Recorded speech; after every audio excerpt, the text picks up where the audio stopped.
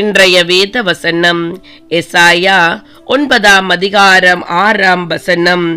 நமக்கு ஒரு பாலகன் பிறந்தார், நமக்கு ஒரு குமாரன் கொடுக்கப்பட்டார், கர்த்தத்துவம் அவர் தோளின் மேல் இருக்கும்.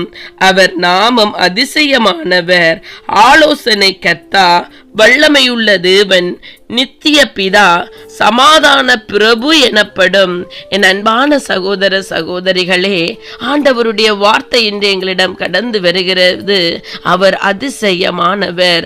ஆராய்ந்து முடியாத பெரிய காரியங்களையும் எண்ணி முடியாத அதிசயங்களையும் அவர் செய்கிறார்.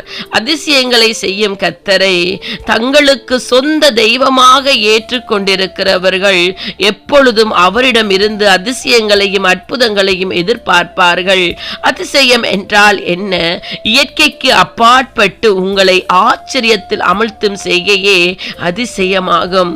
வேதம் முழுவதிலும் தேவன் தம்முடைய பிள்ளைகளுக்காக செய்த அதிசயமான சம்பவங்களின் சரித்திரங்களினால் நிரம்பி இருக்கிறது. அன்று மனோவா கர்த்தருடைய தூதனை நோக்கி, நாங்கள் உம்மை கனம் பண்ணும்படி உமது நாமம் என்ன என்று கேட்டார்கள். அதற்கு அவருக்கு கிடைத்த பதில் அதிசயம் என்பதே. அது மட்டுமல்ல, அவர் அதிசயமாய் பலிபீடத்தின் ஜுவாலையில் வானத்திற்கு ஏறி போனார் என்பதை நியாயாதிபதிகள் 13ஆம் அதிகாரத்தில் 18 20 வரை நீங்கள் வாசிக்கலாம். அவர் நாமம் அதிசயமானவர். இஸ்ரவேல் ஜனங்களுக்காக அதிசயமாய் சிவந்த சமுத்திரத்தை இரண்டாய் பிரியும்படி செய்தார். ஜோர்தானை பின்னிட்டு திரும்ப செய்தார். சூரியனை அசையாமல் நிறுத்தி இஸ்ரவேலருக்கு ஜெயத்தை தந்தார். எங்கள் தேவன் அதிசயமானவர். அற்புதங்களை செய்யும் தேவனாய் இருக்கிறார். அறிவால் ஆலோசனைகளை கொடுக்கிற தேவனாய் இருக்கிறார். பிறப்பால் கன்னியின் வயிற்றில் பிறந்தவராய் இருக்கிறார். எங்களுடைய வாழ்க்கையிலே அவர் அதிசயங்களையும் அற்புதங்களையும் காண செய்தவர். ரட்சிப்பை எங்களுக்கு கொடுத்து பாவியாய் இருந்த எங்களை புதிய மனிதனாக மாற்றினார்.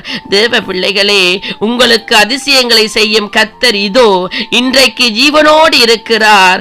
ஒருவராய் பெரிய அதிசயங்களை செய்கிறவரை துதியுங்கள். அவர் கிருபை என்றும் உள்ளது.